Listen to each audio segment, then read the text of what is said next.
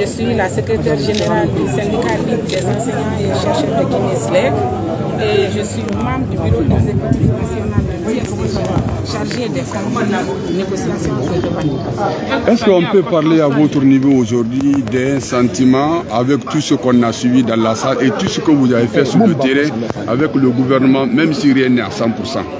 Très bien.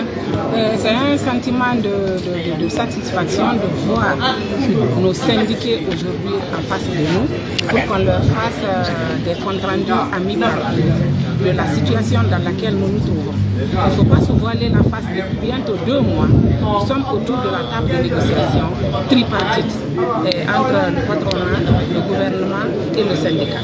Il se trouve autour de cette table de négociation, nous avons au minimum 8 représentants de l'éducation. Je ne veux pas faire une différence, mais c'est mon secteur, c'est pourquoi ce secteur-là me préoccupe à plus d'un titre. Vous avez suivi ici au cours de l'Assemblée générale les différents comptes rendus qu'on vous a fait par rapport à ce qui prévaut autour de la table. Et ce qu'il faut comprendre ici, nous avons démarré d'abord par les préalables. Ces préalables se situaient autour de 2 ou 3 points, on vous les a expliqués tout à l'heure. Il est question de résoudre ce problème-là avant d'aller aux négociations proprement dites. Ces préalables, nous avons signé un procès verbal.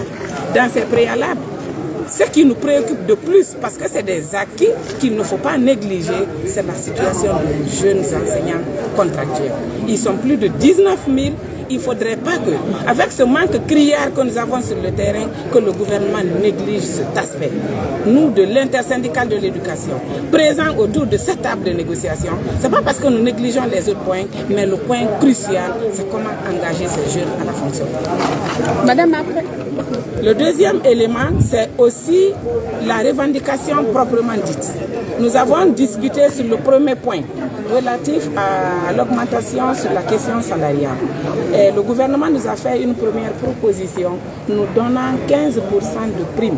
On a dit qu'on n'est pas d'accord pour cette histoire de prime parce que ça n'accompagne pas le travailleur jusqu'à sa retraite et pendant sa retraite. C'est pourquoi nous avons refusé d'emblée ces primes et nous avons discuté, nous avons posé le problème d'aller vers l'augmentation sur la valeur monétaire du point d'indice.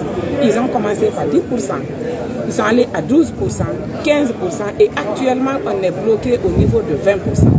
Nous avons demandé 100%, ils sont à 20%, nous sommes descendus nous aussi jusqu'à 95 ou 85 et 90% parce qu'en technique de négociation, quand une partie fléchit, il faut que l'autre partie aussi fléchisse. Mais notre objectif, c'est d'avoir le maximum, même si nous n'avons pas les 100%, mais qu'on ait le maximum possible pour sortir les travailleurs guinéens et les retraités dans la précarité. Merci.